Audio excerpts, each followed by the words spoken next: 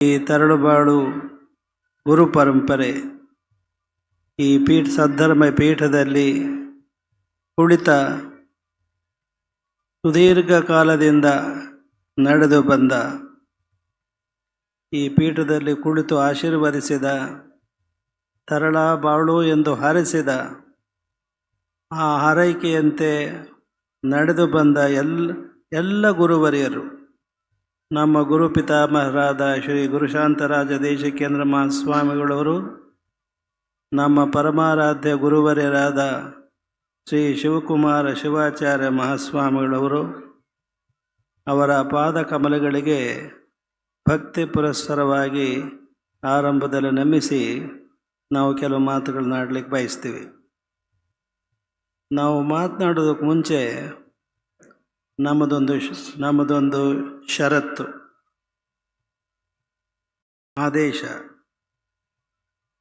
ನಮಗೆ ನೋವುಂಟಾಗುವ ಯಾವುದೇ ಪ್ರಕರಣ ಇಲ್ಲಿಂದ ನೀವು ಈ ಮಂಟಪದಿಂದ ನಿರ್ಗಮಿಸಿದ ಮೇಲೆ ವಾಹನ ಚಲಿಸುವಾಗ, ಮೋಟ್ರು ಬೈಕ್ ನಡೆಸುವಾಗ, ಕಾರ್ ನಡೆಸುವಾಗ ಯಾವುದೇ ಅನಾಹುತ ಆಗದ ಹಾಗೆ ನೀವು ನಿಧಾನವಾಗಿ ಸುಖವಾಗಿ, ಯಾವುದೇ ದುರ್ಘಟನೆಗಳು ಘಟಿಸದ ಹಾಗೆ ನೀವು ಮನೆಗೆ ಸುಖವಾಗಿ ವಾಹನ ಚಲಾಯಿಸಿಕೊಂಡು ಹೋಗ್ತೀರಿ ಅಂದರೆ ಮಾತ್ರ ನಾವು ಮಾತಾಡ್ತೀವಿ.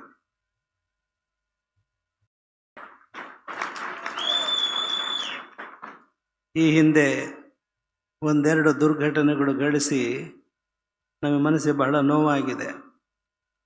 ನಿಮ್ಮ ಮನೆಯಲ್ಲಿ ನಿಮ್ಮ ಮಡದಿ ಇರ್ತಾರೆ, ವೃದ್ಧ ತಂದೆ ತಾಯಿ ಇರ್ತಾರೆ, ಅಕ್ಕ ತಂಗಿಯರು ಇರ್ತಾರೆ.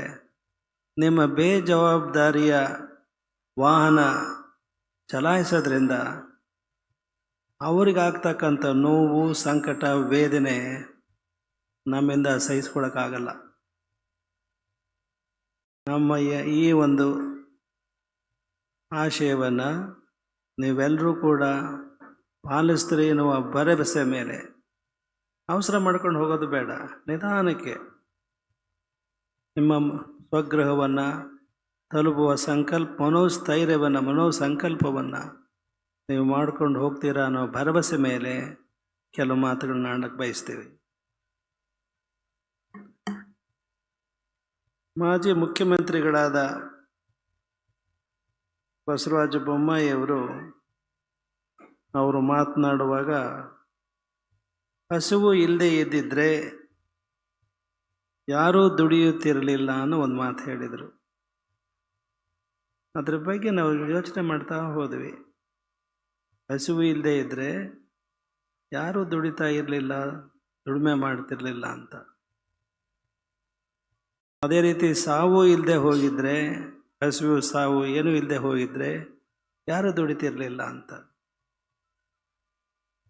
ನಮಗೆ ಆವಾಗ ಅನಿಸಿದ್ದು ದುಡಿಯೋದು ನಿಲ್ತಿರಲಿಲ್ಲ, ಹೊಡೆದಾಟಗಳು ನಿಲ್ತಿರಲಿಲ್ಲ. ಬಡಿದಾಡಿ ಕಾಲು ಮುರಿಸ್ಕೊಂಡು ದೇವರೇ ನನಗೆ ಸಾವು ಕರುಣಿಸಪ್ಪ ಅಂತ ಬೇಡ್ಕೊಳ್ಳಂಗೆ ಆಗ್ತಿತ್ತು ಅಂತ ಹೇಳಕ್ಕೆ ಬಯಸ್ತೀವಿ. ಸಾಯಂಗಿಲ್ಲ ಅಂದರೆ, ಹಸಿವಿಲ್ಲ ಅಂದರೆ, ದುಡಿಯೋದು ಬೇಕಿಲ್ಲ ಅಂತಲ್ಲ. ಮನಸ್ಸೇನಿದೆಯಲ್ಲ, ಮನಸ್ಸು ಇನ್ನೂ ಬೇಕು, ಮತ್ತೂ ಬೇಕು ಅಂತ ಹೇಳಿ ಆಸೆಗೆ ಸತ್ತದು ಕೋಟಿ, ಆಮಿಷಕ್ಕೆ ಸತ್ತದು ಕೋಟಿ, ಹೊನ್ನು ಹೆಣ್ಣು ಮಣ್ಣಿಂಗೆ ಸತ್ತದು ಕೋಟಿ, ನಿನಗಾಗಿ ಸತ್ತವರ ನಾರನೂ ಕಾಣೆ ಗುಹೇಶ್ವರ ಅಂತಾರಲ್ಲ ಮಹಾಪ್ರಭುಗಳು.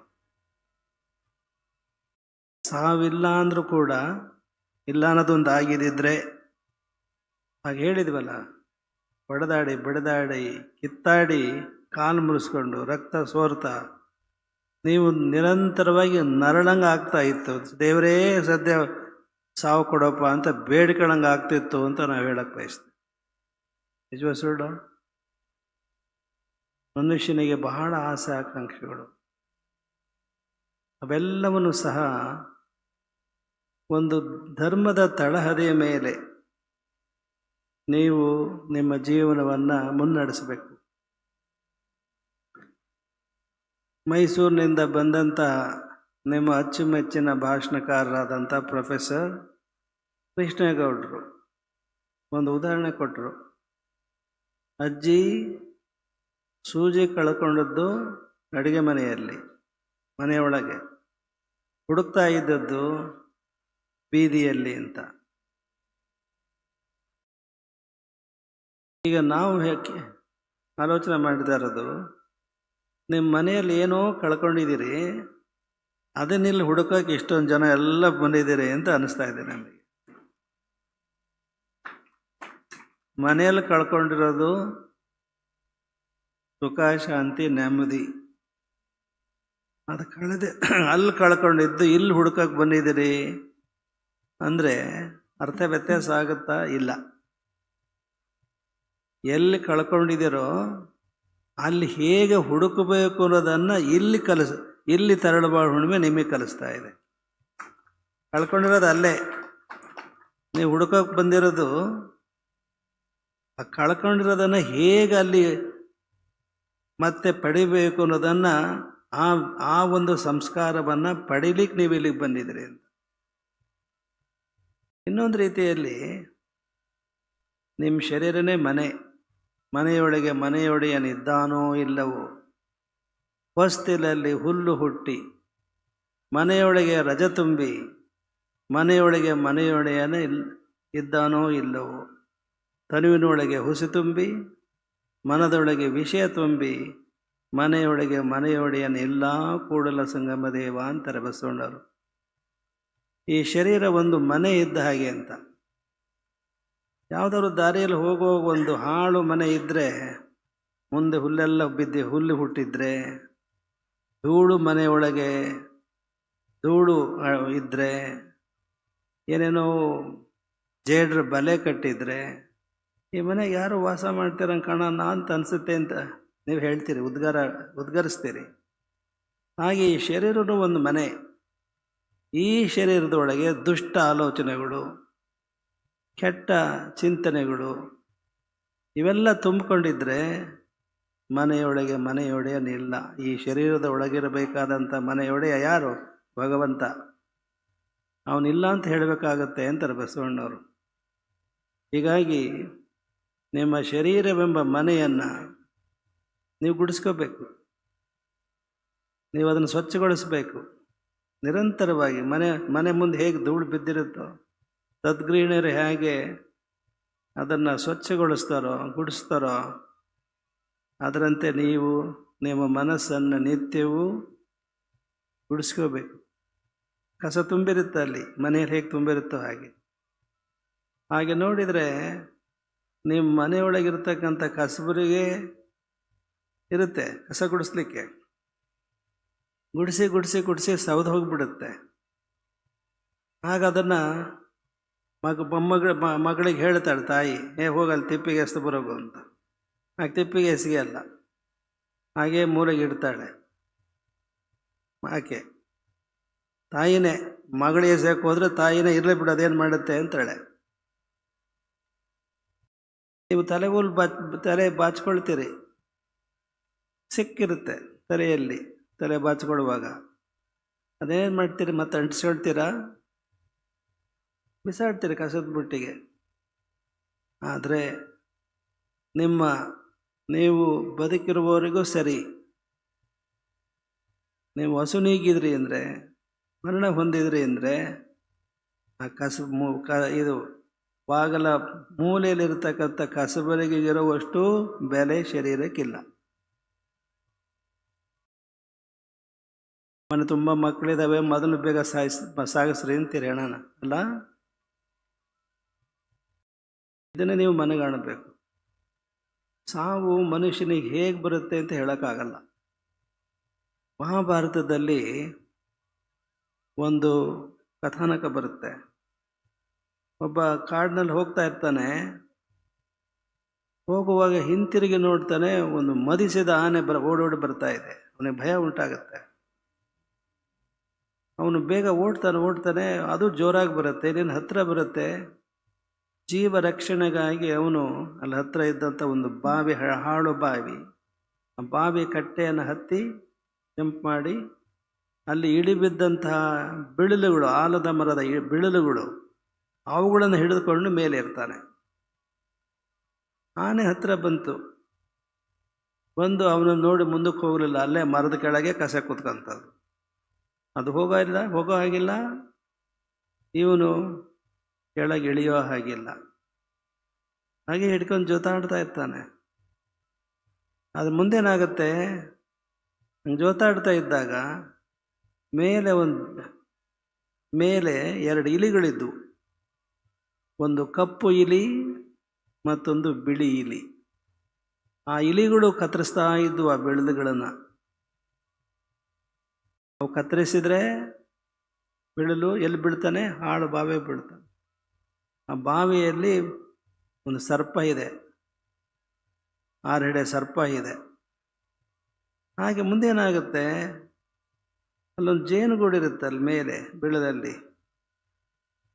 ಆ ಜೇನುಗೂಡಿನಲ್ಲಿರ್ತ ಜೇನುಗಳು ಅವು ಅಲ್ಲಾಡಿಸಿದ ಕಾರಣಕ್ಕಾಗಿ ಅವು ಸಿಟ್ಟಿಗೆದ್ದು ಅವನು ಕಚ್ಚಕ್ಕೆ ಶುರು ಮಾಡ್ತವೆ.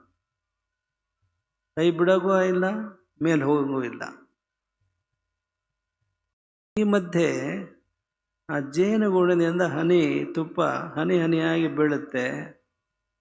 ಅದು ಸೀದಾ ಅವನ ಬಾಯಿಯ ನಾಲಿಗೆ ಮೇಲೆ ಬೀಳುತ್ತೆ. ಅದು ಸಿಹಿ ಹಾಕಿದ ಕೂಡ ಅವನು ಚಪ್ಪರಿಸ್ದ. ಆಹಾ, ಎಷ್ಟು ಚೆನ್ನಾಗಿದೆ ಜೇನು ಅಂತ ಚಪ್ಪರಿಸ್ತಾನ ಅವನು. ಸಿಹಿ. ಇದು ಆ ಕಲ್ಪನಾ ಚಿತ್ರ, ಒಂದು ಕಥಾನಕ.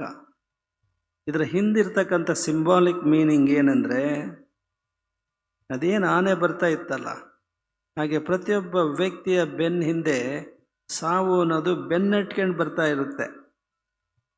ನೀನು ಹಿಂತಿರುಗಿ ನೋಡಿದ್ರೆ ಕಾಣಲ್ಲ, ಅದು ಬೆನ್ನಟ್ಕೊಂಡು ಬರ್ತಾ ಇರುತ್ತೆ.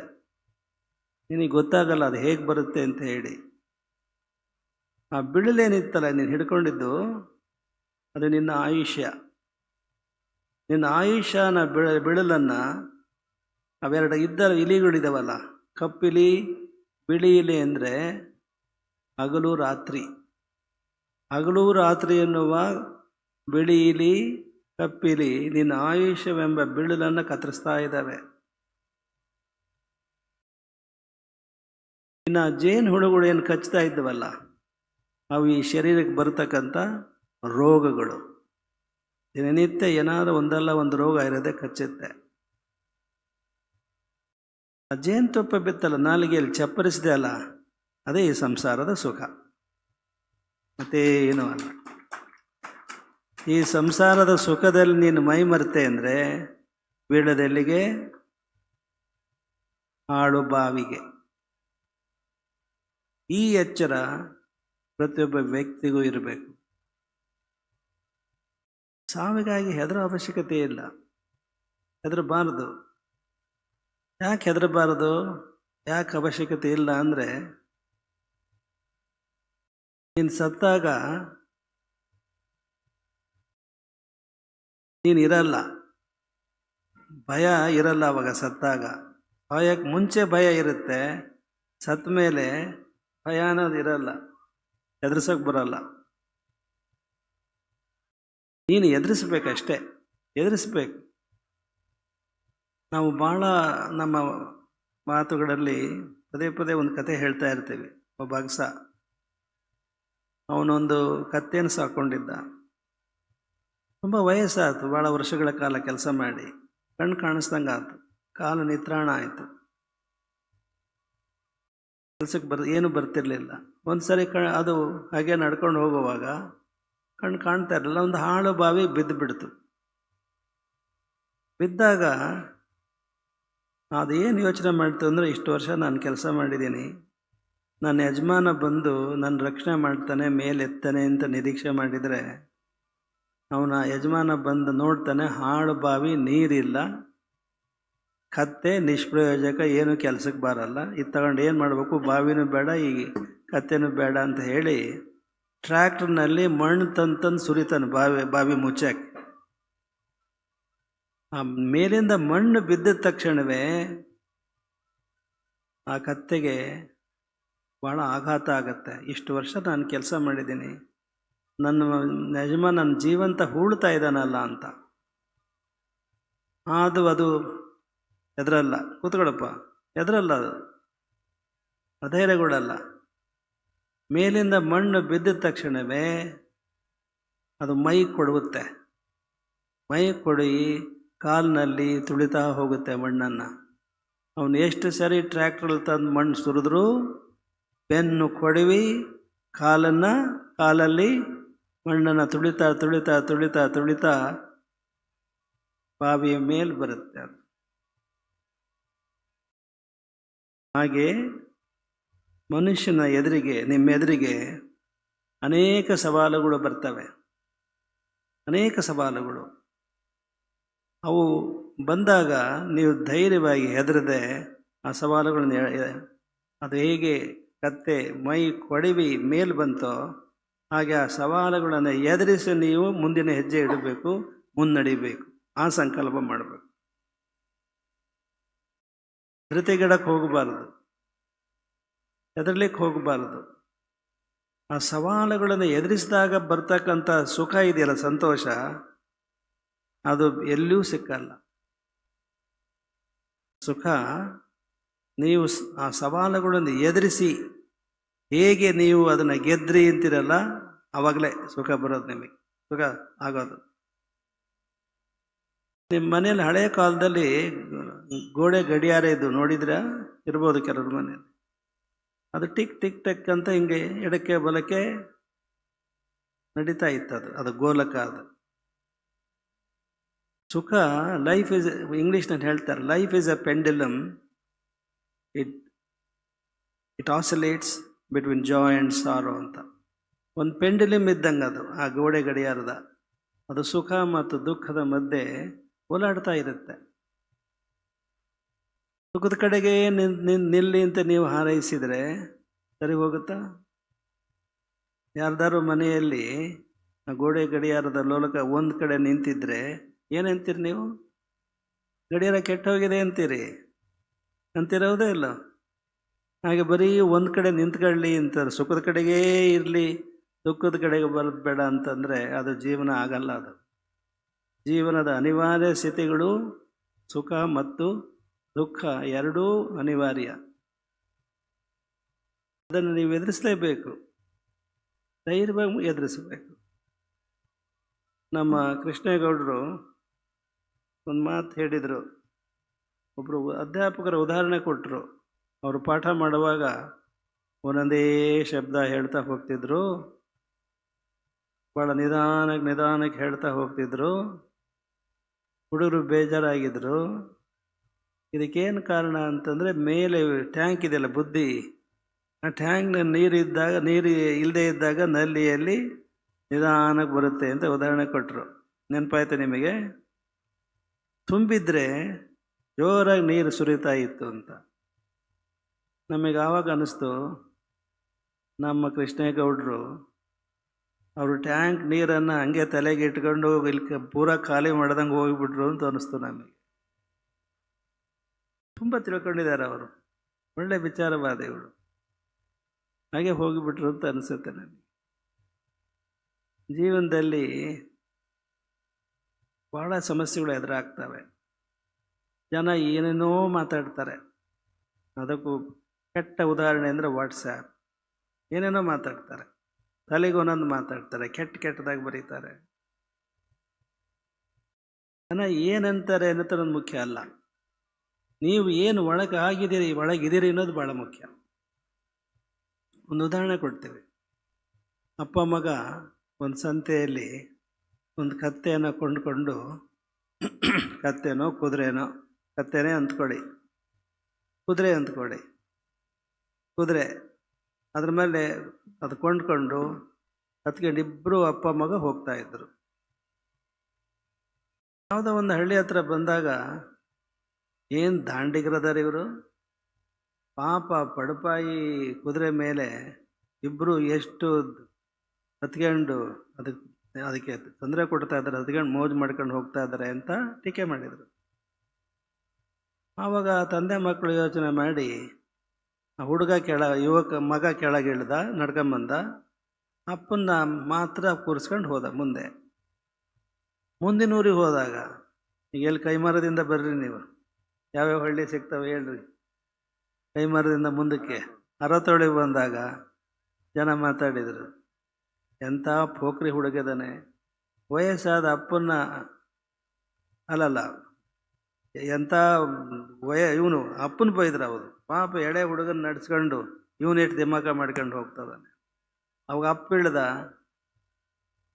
ಅಪ್ಪ ಕೆಳಗಿಳಿದು ಮಗನ ಕೂರಿಸ್ಕೊಂಡ. ಕಲ್ಯಾಣ ಹತ್ರ ಬಂದಾಗ ಅವ ಜನ ಮಾತಾಡಿದರು, ಎಂಥ ಪೋಖ್ರಿ ಹುಡುಗದಾನೆ, ವಯಸ್ಸಾದ ಅಪ್ಪನ ನಡ್ಸ್ಕೊಂಡು ಇವನೆಷ್ಟು ದಿಮಾಕ ಮಾಡ್ಕೊಂಡು ಕುದುರೆ ನಡೆಸ್ಕೊಂಡು ಹೋಗ್ತದಾನೆ. ಇಬ್ಬರು ಯೋಚನೆ ಮಾಡಿ ಆ ಕುದುರೆಯನ್ನು ಹೊತ್ಕೊಂಡು ಹೋದ್ರಂತೆ. ಮಾರುಶೆಟ್ಟಿ ಹಳ್ಳಿ ಹತ್ರ ಬಂದಾಗ ಎಂಥ ಮೂರ್ಖರಾದಾರ ಹತ್ಕೊಂಡು ಹೋಗೋದು ಬಿಟ್ಟು ಹೊತ್ಕೊಂಡು ಹೋಗ್ತದಾರಲ್ಲ ಅಂತ ಹೇಳಿ. ಇದು ಜನರ ಮನಸ್ಸು. ಜನರು ತಲೆಗೊಂದೊಂದು ಮಾತಾಡ್ತಾರೆ. ಈ ಅಮೇರಿಕದಲ್ಲಿ ಒಂದು ಮಕ್ಕಳಿಗೆ, ಚಿಕ್ಕ ಮಕ್ಕಳಿಗೆ, ಮಕ್ಕಳಿಗೆ ಒಂದು ಆಟ ಆಡಿಸ್ತಾರೆ. ಅದಕ್ಕೆ ಟೆಲಿಫೋನ್ ಪ್ಲೇ ಅಂತ ಕರೀತಾರೆ. Telephone play. ಒಂದು 25 ಮಕ್ಕಳು ಶಾಲೆಯಲ್ಲಿದ್ದಾರೆ ಅಂದರೆ ಶಾಲಾ ಮಿಸ್ಸು ಒಬ್ಬ ಹುಡುಗನ್ನ ಕಿವಿಯಲ್ಲಿ ಗುಟ್ಟಾಗಿ ಹೇಳ್ತಾಳೆ. ಅದು ಬೇರೆಯವ್ರಿಗೆ ಕೇಳ್ದಂಗೆ ಹೇಳ್ತಾಳೆ. ಅವನು 2ನೇ ಹುಡುಗನಿಗೆ ಹೇಳಬೇಕು ಮಿಸ್ ಏನು ಹೇಳಿದರು ಅಂತ. ಆ 2ನೇ ಹುಡುಗ ಬೇರೆಯವ್ರಿಗೆ ಕೇಳಿಸ್ದ ಹಾಗೆ 3ನೇ ಹುಡುಗನ ಕಿವಿಯಲ್ಲಿ ಹೇಳಬೇಕು. 3ನೇ 4ನೇ 4ನೇ 5 ಹೀಗೆ 24ನೇ ಹುಡುಗಕ್ಕೆ ಬಂದಾಗ, 25ನೇ ಹುಡುಗಕ್ಕೆ ಬಂದಾಗ ಆ 25ನೇ ಹುಡುಗ 24ನೇ ಹುಡುಗ ಏನು ಹೇಳ್ದ ಅಂತ ಹೇಳಿ ಅವನು ಎದ್ದು ನಿಂತ್ಕೊಂಡು ಇಡೀ ಕ್ಲಾಸಿಗೆ ಕೇಳಂಗೆ ಹೇಳಬೇಕು. 1ನೇ ಹುಡುಗಗೆ ಶಾಲಾ ಮಿಸ್ ಹೇಳಿದ್ದು, ಇವತ್ತು ಗಣೇಶನ ಹುಡುಗ ಇವತ್ತು ವಿದ್ಯಾರ್ಥಿ ಬಂದಿಲ್ಲ, ಏನೋ ಸ್ವಲ್ಪ ಜ್ವರ ಬಂದಿದ್ದಾವಂತೆ, ಅದಕ್ಕೆ ಬಂದಿಲ್ಲ ಅಂತ ಅಷ್ಟು ಹೇಳಿದ್ದಾರೆ. ಅದು 1ನೇ ಹುಡುಗ, 2ನೇ ಹುಡುಗ, 3ನೇ ಹುಡುಗ, 4ನೇ ಹುಡುಗ ಹೋಗಿ 25ನೇ ಹುಡುಗನಿಗೆ ಏನು ಅವನು ಕೇಳಿದ್ದೇನು ಅಂದರೆ, ಗಣೇಶನ ಹುಡುಗ ಭಾಳ ಸೀರಿಯಸ್ ಆಗಿದೆ ಅಂತೆ, ಆಸ್ಪತ್ರೆಗೆ ICU ಯೂನಿಟ್ನಲ್ಲಿದ್ದಾನಂತೆ, ಇವಾಗಲಾಗಲೂ ಸಾಯ್ತಾನಂತೆ.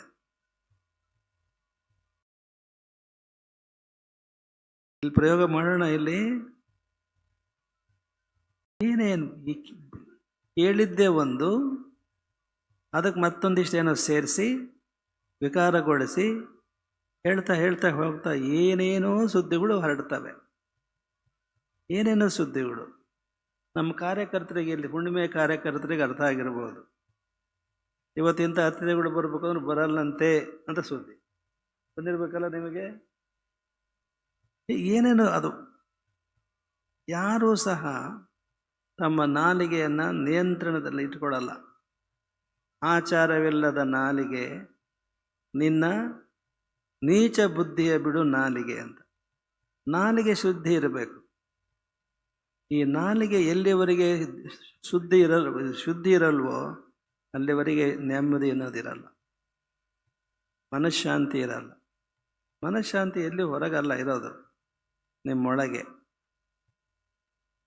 ಅವರು ನಮ್ಮ ಕೃಷ್ಣೇಗೌಡರು ಒಂದು ಮಾತು ಹೇಳಿದರು.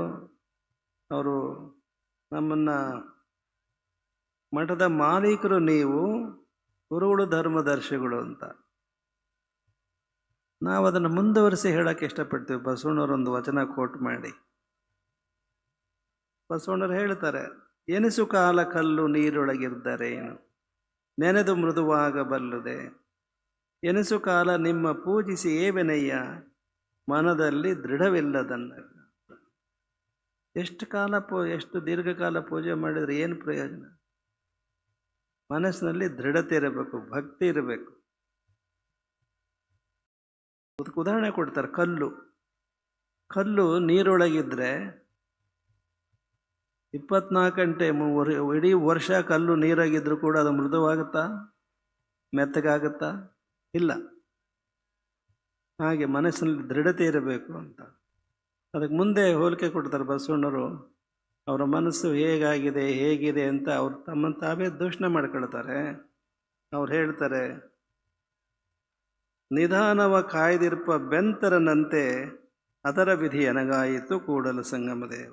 ನಿಧಾನ ಅಂದರೆ ಸಂಪತ್ತು. ಯಾರೋ ಹೂಳಿರ್ತಾರಲ್ಲ ಭೂಮಿಯಲ್ಲಿ, ಅದೇ ಅಡಗಿಸಿಟ್ಟಿರ್ತಾರಲ್ಲ. ಈಗೆಲ್ಲ ಉತ್ತರ ಕರ್ನಾಟಕದಲ್ಲೆಲ್ಲ ಒಂದು ಕಡೆ ಖನಿಜ ಯಾವುದೋ ಊರೆಲ್ಲ ಕುಂಡಿಯಲ್ಲಿ ಅಗಿತಾ ಇದ್ದಾರೆ ಇದು ಇಲಾಖೆಯವರು. ಅಲ್ಲೇನೋ ಬಂಗಾರ ಇದೆ ಅಂತಂದು ಸಿಗುತ್ತೆ ಅಂತ ಹೇಳಿ. ಹಾಗೆ ಹಿಂದಿನವರು ಏನು ಬಂಗಾರ ಇಟ್ಟು ಸತ್ತೋಗಿರ್ತಾರಲ್ಲ, ಅವರು ಸತ್ತ ಮೇಲೆ ಭೂತಗಳಾಗಿ ಅದನ್ನು ಕಾಯ್ತಾ ಇರುತ್ತಂತೆ.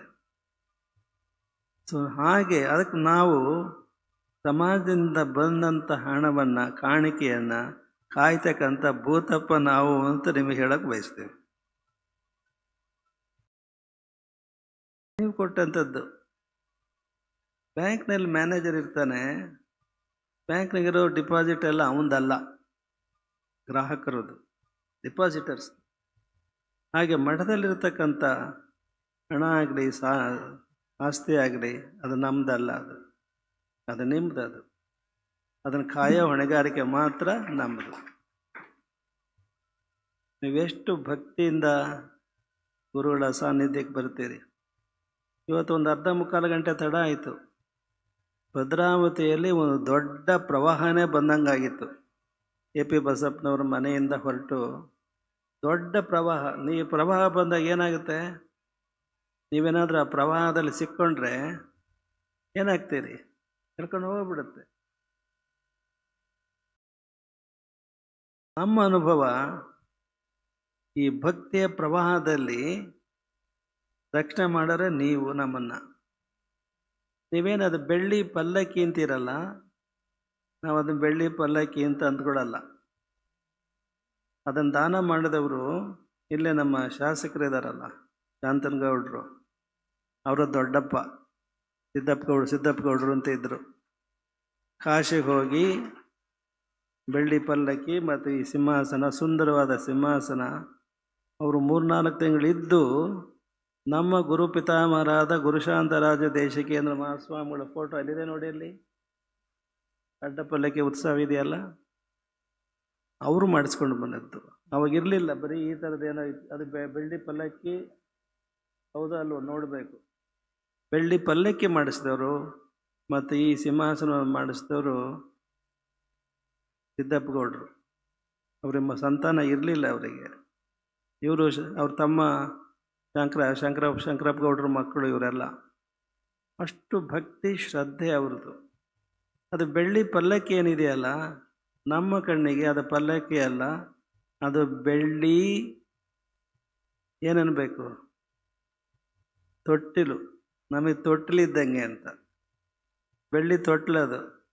ನೀವು ಕೂಗಾಡ್ತಾ ಇದ್ರಿ, ಅರ್ಚಾಡ್ತಾ ಇದ್ರಿ, ನಮಗೆ ಕೇಳಿಸ್ತಾ ಇರಲ್ಲ, ಸುಮ್ಮನೆ ನಾವು ಕಣ್ಣು ಮುಚ್ಕೊಂಡಿದ್ವಿ. ಜೋಂಪ ಆವರಿಸಿತ್ತು ನಮಗೆ. ಇಡೀ ದಿನ ನಿಮಗೆ ಗೊತ್ತಿದೆ, 9 ದಿನದಿಂದ ನಾವು ರಾತ್ರಿ ಮಲಗೋದೇ 2 ಗಂಟೆ. ಹೀಗಾಗಿ ಆ ಉತ್ಸವದಲ್ಲಿ ನೀವೇನೇನು ಒಮ್ಮೊಮ್ಮೆ ಕಣ್ತೆರೆದು ನೋಡಿದಾಗ ಎಷ್ಟು ಖುಷಿ, ಎಷ್ಟು ಸಂಭ್ರಮ. ನಮ್ಮ ಯುವಕರಿಗೆ ಇಂಥ ಸಂಸ್ಕಾರವನ್ನು ಕೊಟ್ಟರೆ ಎಷ್ಟು ಕುಣಿದಾಡ್ತಾ ಇದ್ದರು, ಅದ್ಭುತವಾಗಿ ಕುಣಿತಾ ಇದ್ದರು. ಅವರಿಗೆ ಬೇಕಾದಂಥ ಅಭಿಮಾನಿಗಳನ್ನು ಹೆಗಲ ಮೇಲೆ ಎತ್ಕೊಂಡು ಅವ್ರನ್ನ ಈ ಫುಟ್ಬಾಲ್ನಲ್ಲಿ ಹಿಂಗೆ ಹೊಡಿತಿರಲ್ಲ ಹಂಗೆ ಹುಡುಗರು ಆಟ ಆಡ್ತಾಯಿದ್ರು. ಖುಷಿ ಆಯ್ತು ನಮಗೆ. ಇದು ಬೇಕಾಗಿರ್ತಕ್ಕಂಥ ಖುಷಿ, ಸಂಭ್ರಮ. ಇದು ಧರ್ಮದಿಂದ ಮಾತ್ರ ಸಾಧ್ಯ, ಬೇರೆ ಯಾವುದರಿಂದಲೂ ಅಲ್ಲ. ಅಲ್ಲಿ ಯಾವುದೇ ಪಕ್ಷ ಇರಲಿಲ್ಲ, ಯಾವುದೇ ಪಾರ್ಟಿ ಇರಲಿಲ್ಲ. ಎಲ್ಲ ತರಳ ಬಾಳು, ಬಾಳು ಬಾಳು ತರಳ ಬಾಳು, ಬಾಳು ಬಾಳು ತರಳ ಬಾಳು. ಇನ್ನೊಂದು ನೀವು ಹೇಳ್ತೀರಿ, ನಮಗೆ ಅದು ಇಷ್ಟ ಆಗಲ್ಲ. ಅದು ಶಿವ ಶಿವ ನಮ್ಮದೇ ಹವ, ಸ್ವಲ್ಪನೂ ಇಷ್ಟ ಆಗಲ್ಲ ನಮಗೆ ಅದು. ಅದನ್ನು ಮಾತ್ರ ಖಂಡಿತ ಹೇಳಬೇಡಿ ನೀವು. ಶಿವ ಶಿವ ನಮ್ಮದೇ ಹವ ಅಂದರೆ ಅತ್ಯಂತ ಕುಸಂಸ್ಕಾರದ ಮಾತದು. ಹವ ಎಂಥದ್ದು ಯಾರಿಗೂ ಗೊತ್ತಿಲ್ಲ. ಹವ ಹೇಗೆ ಬರೋದು ಗೊತ್ತಾಯ್ತಲ್ಲ ಶರೀರದಿಂದ ನಿಮಗೆ. ಏನಾದರೂ ಹೊಟ್ಟೆ ಕೆಟ್ಟಾಗ ಹೆಂಗೆ ಬರುತ್ತೆ? ಕೆಟ್ಟ ಹವ ಬರುತ್ತೆ, ತಿಳಿತೆ. ಅದನ್ನು ನೀವು ಬಳಸಬೇಡಿ ಇನ್ಮೇಲೆ. ಬಾಳು ಬಾಳು ತರಳ ಬಾಳು. ಅದರಲ್ಲಿ ಮಾತೃ ವಾತ್ಸಲ್ಯ ಇದೆ. ವಿಶ್ವಬಂಧು ಮರಳಿಸಿದ್ದರು ತಮ್ಮ ಶಿಷ್ಯನಿಗೆ ಮಾಡಿದ್ದು ಆಶೀರ್ವಾದ ಎಂಥ ಹೃದಯ ಇದೆ ಅಲ್ಲಿ. ಮಾತೃ ವಾತ್ಸಲ್ಯ ಅದು. ಮಾತೃ ವಾತ್ಸಲ್ಯಕ್ಕೆ ಒಂದು ಉದಾಹರಣೆ ಕೊಡ್ತೀನಿ, ನಾನು ನಿಜವಾದ ಘಟನೆ ಕೊಡ್ತೀನಿ ನಿಮಗೆ. ಮಹಾತ್ಮ ಗಾಂಧೀಜಿಯವರು ಸ್ವಾತಂತ್ರ್ಯ ಪೂರ್ವದಲ್ಲಿ ಏನೂ ತೊಂದರೆ ಅನಾರೋಗ್ಯದಿಂದ ಪೂನಾದ ಒಂದು ಆಸ್ಪತ್ರೆಯಲ್ಲಿ ಸೇರಿದರು, ದಾಖಲಾಗಿದ್ದರು. ಅಲ್ಲಿ ಅವರನ್ನು ಶುಶ್ರೂಷೆ ಮಾಡ್ತಾ ಇದ್ದಂಥ ದಾದಿ ಆ ಆಸ್ಪತ್ರೆಯಲ್ಲಿ ನಡೆದಂಥ ಒಂದು ಘಟನೆಯನ್ನು ವಿವರಿಸಿದ್ಲು. ಏನು ಘಟನೆ? ಒಬ್ಬಳು ತುಂಬ ಗರ್ಭಿಣಿ ಬಂದಿದ್ಲು ಆಸ್ಪತ್ರೆಗೆ. ಸಹಜವಾಗಿ ಪ್ರಸವ ಆಗೋ ಹಾಗಿರಲಿಲ್ಲ. ಅದಕ್ಕೆ ಆಪ್ರೇಷನ್ ಮಾಡಬೇಕಾಗಿತ್ತು. ಆಪ್ರೇಷನ್ ಮಾಡಲಿಕ್ಕೆ ಅರವಳಿಕೆ ಕೊಡಬೇಕಾಗಿತ್ತು. ಈಗಿನಂತೆ ಆವಾಗ ಅನಸ್ತೇಷಿಯಾ ಇರಲಿಲ್ಲ. ಕ್ಲೋರೋಫಾರ್ಮ್ ಅಂತ ಏನೋ ಇತ್ತು, ಅದನ್ನು ಕೊಟ್ಟು ಮೂರ್ಛೆ ಬೀಳಿಸಿ ಆಪ್ರೇಷನ್ ಮಾಡೋರು. ಅದು ಸೈನ್ ಮಾಡಬೇಕಾಗಿತ್ತು ಆ ಮಹಿಳೆ. ಆಕೆ ಮಾಡಲ್ಲ. ಆಕೆ ಏನು ತಿಳ್ಕೊಳ್ತಾಳೆ, ನನ್ನ ಪ್ರಾಣ ಉಳಿಸ್ಲಿಕ್ಕೆ ಡಾಕ್ಟ್ರು ನನ್ನ ಹೊಟ್ಟೆಯಲ್ಲಿರ್ತಕ್ಕಂಥ ಕೂಸನ್ನು ಸಾಯಿಸ್ತಾರೆ ಅಂತ ಆಕೆಗೆ ತಪ್ಪು ಕಲ್ಪನೆ ಬಂದುಬಿಡುತ್ತೆ. ಆಕೆ ಒಪ್ಪಲ್ಲ. ಡಾಕ್ಟ್ರ್ ಹಾಗೆ ಮಾಡಿ ಅಂತಾರೆ. ಇಲ್ಲಮ್ಮ, ನಿನಗೂ ತೊಂದರೆ ಇಲ್ಲ, ನಿನ್ನ ಮಗುಗೂ ತೊಂದರೆ ಇಲ್ಲ, ಮಗು ಉಳಿಯುತ್ತೆ, ನೀನು ಬದುಕ್ತೀಯ, ತೊಂದರೆ ಇಲ್ಲ, ನೀನು ನೋವು ಸಹಿಸ್ಕೊಳಕ್ಕಾಗಲ್ಲ ಅಂತ ಎಷ್ಟೇ ಹೇಳಿದರೂ ಆ ಮಹಿಳೆ ಕೇಳಲ್ಲ. ಅನಿವಾರ್ಯವಾಗಿ ಡಾಕ್ಟ್ರು ಶಸ್ತ್ರಚಿಕಿತ್ಸೆ ಮಾಡಿ ಮಗುವನ್ನು ಹೊರತೆಯ್ತಾರೆ. ಎಷ್ಟು ನೋವಾಗಿರ್ಬೋದು ಆ ತಾಯಿಗೆ. ನಿಮಗೆ ಗೊತ್ತಾಗಲ್ಲ, ಗಂಡಸರಿಗೆ. ಜನ್ಮ ನೀಡಿದಂಥ ತಾಯಿ ಅಂದರೆ ಗೊತ್ತು ಎಷ್ಟು ಪ್ರಸವ ವೇದನೆ ಆಗಿರ್ಬೋದು. ಅದರ ಬಗ್ಗೆ ಗಾಂಧೀಜಿ ಬರೀತಾರೆ, ಹೌ ಡಿಡ್ ದಟ್ ವುಮನ್ ಬೇರ್ ದಟ್ ಪೇಯ್ನ್ ಅಂತ. ಆ ನೋವನ್ನು ಹೇಗೆ ಆ ತಾಯಿ ಸಹಿಸ್ಕೊಂಡ್ಲು ಅಂತ ಅದಕ್ಕೆ ಬರೀತಾರೆ. ಅವತ್ತಿನ ಡೈರಿಯಲ್ಲಿ ಗಾಂಧೀಜಿ, ದ ಓನ್ಲಿ ಫ್ಲೋರಮ್ that lady had was her love for the baby in the womb, for the sake of whom no suffering was too great for her ಅಂತ.